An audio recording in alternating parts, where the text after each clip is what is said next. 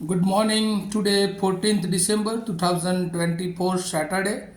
Wisdom of word of God morning ડિવોશનમાં આપ સર્વનો આવકાર કરવામાં આવે છે અને પ્રેમી સલામ પાઠવવામાં આવે છે. આજે સવારે પ્રભુના વચનોમાંથી આપણે નીતિ વચનોનું પુસ્તક એનો 11મો અધ્યાય અને એની 26મી કલમથી 28મી કલમ સુધી પ્રભુના વચનોમાંથી ટૂંક મનન કરવા માગીએ છીએ. પ્રોવર્બ્સ ચેપ્ટર 11 વર્સિસ 26 to 28. અને પ્રભુનું વચન આપણને આ પ્રમાણે કહે છે, અનાજ સંગ્રહી રાખનારને લોક શાપ દેશે, પણ તે વેચનારના માથા પર આશીર્વાદ રહેશે. ખંતથી હિત શોધનારને ઈશ્વરની કૃપા મળે છે, પણ જે નુકસાન શોધે છે તેના પર તે જ આવી પડશે. પોતાના દ્રવ્ય પર ભરોસો રાખનાર પડી જશે, પણ નેકીવાનો લીલા પાનની માફક ખીલશે. અને આ પ્રભુનું વચન છે. અને આજે આપણે ચારે તરફ જોઈએ છીએ. ગઈકાલે પણ આપણે જોયું હતું ધ પ્રેઝ ઓફ લિબરાલિટી, ઉદારીકરણની વાત એ બહુ ઓછા લોકોના એ જીવનોમાં આપણે જોઈએ છીએ. કારણ કે બધાને હું અને મારું પોતાનો જ ગ્રોથ, પોતાનો જ મહિમા અને પોતાના જીવનમાં પોતાનું કુટુંબ, પોતાનું ગોત્ર, પોતાની મંડળી કેવી રીતે વૃદ્ધિ પામે એ દિશામાં જ બધા આગળ વધતા હોય છે. પણ પ્રભુનો આ વિચાર નથી. ચોક્કસ પ્રભુ વ્યક્તિગત આશીર્વાદો આપે છે, વ્યક્તિગત લોકોને વૃદ્ધિ આપે છે, આશીર્વાદ આપે છે, કુટુંબને આશીર્વાદ આપે છે અને મંડળીને આશીર્વાદ આપે છે. પણ પ્રભુનો જે કોન્સેપ્ટ છે, નીતિવચન જે જ્ઞાની સુલેમાન આપણને જણાવે છે કે આ પૃથ્વી પર ઈશ્વર ચાહે છે કે જે એમની ઓળખમાં આવ્યા છે, જે એમની બીકમાં જીવન જીવે છે, જે એમના ભયમાં જીવન જીવે છે, એ બધા પોતાના જ હિત ઉપર નહીં પણ બીજાના હિત ઉપર લક્ષ્ય રાખે. એ મુખ્ય દિશા તરફ ઈશ્વરે એમનો પ્રેમ એ પ્રગટ કર્યો છે. અને આજે સવારે જે નીતિવચન અને એનો 11મો અધ્યાય અને 26મી કલમમાં એ પ્રમાણે જે ઉદારીકરણની વાત લખવામાં આવી છે અને ત્યાં લખવામાં આવ્યું છે કે અનાજ સંગ્રહી રાખનારને લોક શાપ દેશે. કારણ કે કોઈક માણસની ખરેખર જરૂરિયાત હોય અને આપણે એને સંગ્રહી રાખીએ એ કેટલું યોગ્ય. અને એટલે આપણે જોઈએ છે દુકાળના સમયમાં જૂના કરારમાં યુસુફ કે જેને ઈશ્વરે બહુ અગાઉથી સ્વપ્ન આપ્યું, દોરવણી આપી અને એ મિસરના લોકોને માટે એણે અગાઉથી સંગ્રહ કર્યો. પરંતુ એ સંગ્રહ કરવાનો જે ઈરાદો હતો એ પોતાનું જે સામ્રાજ્ય છે એને તો બચાવી જ શકે એ દુકાળના સમયમાં, પણ એ પોતાના પૂરતું સંગ્રહ કરી રાખેલું એ બીજાઓને માટે પણ, એ આજુબાજુના જે પ્રાંતના લોકો છે તેઓને પણ તે બોલાવતા હતા અને એ એમને આપતા હતા. અને એટલે એ બહુ મહત્ત્વની વાત છે. જે ઈશ્વરનો વિચાર છે, કે જે ઈશ્વરની ઓળખમાં છે, એના હૃદયમાં પ્રભુ એ બોજ હોવો જોઈએ એવું ઈચ્છે છે કે આપણું પોતાનું જ નહીં પણ બીજાનું હિત, બીજાને હંમેશા આપણે મદદરૂપ થવાની ભાવના સાથે આ પૃથ્વી પર જીવન જીવવું જોઈએ. ને એવું આપણે કોરોનાના સમયમાં પણ જોઈએ છે. કેટલા બધા લોકોએ એ પોતાની મદદ, કે જે લોકો ખરેખર તકલીફમાં હતા, મુશ્કેલીઓમાં હતા, હોસ્પિટલમાં હતા, તેઓને કેટલાક લોકોએ મદદ કરી અને મદદને કારણે અસંખ્ય લોકોના એ જીવ આપણે બચાવી શક્યા.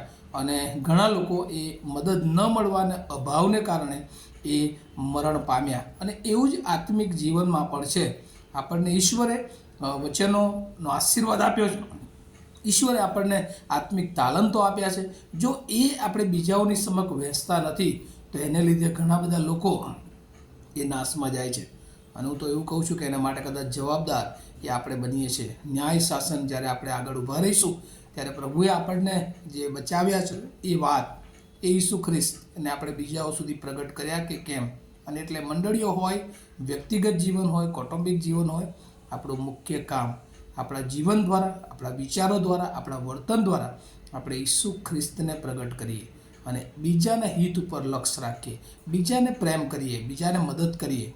અને નાતાલનો મહિનો મોટા ભાગે આપણને જે વચનો છે પ્રભુ ઈસુ ખ્રિસ્તના, એ આ તરફ દોરવણી આપે છે કે આપણું જીવન આત્મિક રીતે હોય, શારીરિક રીતે હોય કે પછી ફિઝિકલ ભૌતિકવાના હોય, પણ આપણી પાસે જે કંઈ છે એમાંથી બીજાઓ તરફ લક્ષ્ય હોય એ બહુ જરૂરી છે. અને એટલા માટે અહીંયા લખ્યું છે, અનાજ સંગ્રહી રાખનારને લોક શાપ દેશે, કર્સ આપશે. પણ કહે છે કે જે લોકો એ બીજાઓને વેચે છે અથવા બીજાઓને વહેંચે છે એના પર ઈશ્વરનો બ્લેસિંગ્સ, આશીર્વાદ રહેશે. અને પ્રભુ જે આપે છે એને કદી પ્રભુ એ આશીર્વાદ આપ્યા વગર રહેતા નથી. અને એટલે જો આપણી પાસે કશું કેવું છે કે જેની આપણે જરૂર કરતાં વધારે આપણી પાસે છે અને લોકોની પાસે નથી, તો ચોક્કસ એમને મદદ કરવી જોઈએ. બીજી વાત, વર્સ 27 પ્રોવર્બ્સ એ આપણને જે શીખવે છે, ખંતથી હિત શોધનારને ઈશ્વરની કૃપા મળે છે. ચોક્કસ આપણે મદદ કરવી જોઈએ, પણ એ સાથે સાથે આ બધું ઈશ્વરની કૃપામાં છે, અને એટલે ઈશ્વરને શોધવાનું એ આપણું મુખ્ય ટાર્ગેટ હોવું જોઈએ. ડિલિજન્ટલી સીક ગોડ. આપણે ખંતથી પ્રભુને એ શોધવાની જરૂર છે. રોજે રોજ આપણી સવારે પ્રભુને શોધવાને માટે, પ્રભુના વચનોમાંથી આપણે વધારે ઊંડાણથી પ્રભુની પાસે આવનારા બાળકો એ બનવા જોઈએ. કારણ કે જો એ જે નથી શોધતા એ નુકસાનમાં જાય છે. ત્યાં લખ્યું છે, પણ જે નુકસાન શોધે છે તેના પર તે જ આવી પડે છે. અને આ ભૌતિક વાનાઓમાં જેઓ આગળ વધ્યા કરે છે એ લોકો એ નુકસાન તરફ આગળ વધે છે. પણ કહે છે કે હિત શોધનારને ઈશ્વરની કૃપા મળે છે. અને પાઉલ પ્રેરિત કહે છે કે મારા પર તારી કૃપા બસ છે, કારણ કે કૃપામાં સર્વસ્વ એ સમાયેલું છે.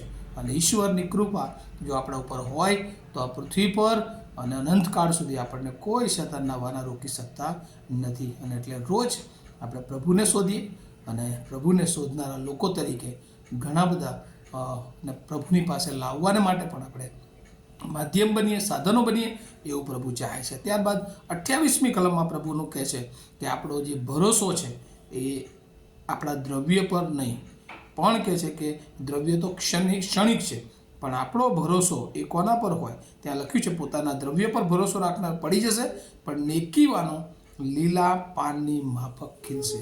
જેઓનો ભરોસો, વિશ્વાસ પ્રભુ ઈસુ પર છે, પ્રભુ પર છે, તેઓ લીલા પાનની જેમ એ ખીલશે. Righteous will flourish like a green leaf. અને લીલા પાન એ હંમેશા એ ફળદ્રુપતાની નિશાની દર્શાવે છે, એ ફળ આપવાની નિશાની દર્શાવે છે, એ લોકોને આશરો આપવાની નિશાની દર્શાવે છે. અને આપણે પણ આપણા જીવન દ્વારા લોકોને પ્રભુ તરફ લાવનાર નિશાની તરીકે હોવા જોઈએ. કારણ કે એ તારો એ પ્રભુ ઈસુ ખ્રિસ્ત સુધી લોકોને લઈ ગયો. આપણે પણ એ તારા સમાન જીવન હોય આપણું, એ ચમકતું જીવન, એ ઈશ્વરના વિશ્વાસથી ભરપૂર જીવન, એ ઈશ્વરના આધીનતાથી ભરપૂર જીવન, એ ઈશ્વરની નમ્રતાથી ભરપૂર જીવન, એ ઈશ્વરને ગમતું જીવન જો આપણે જીવીએ છીએ તો આપણા જીવનો દ્વારા ઘણા બધા લોકો એ પ્રભુની પાસે આવે છે. અને આ બાબતો સમજવાના માટે પ્રભુ એની બહુ કૃપા આપણે સર્વને આપે. પ્રાર્થના કરીએ.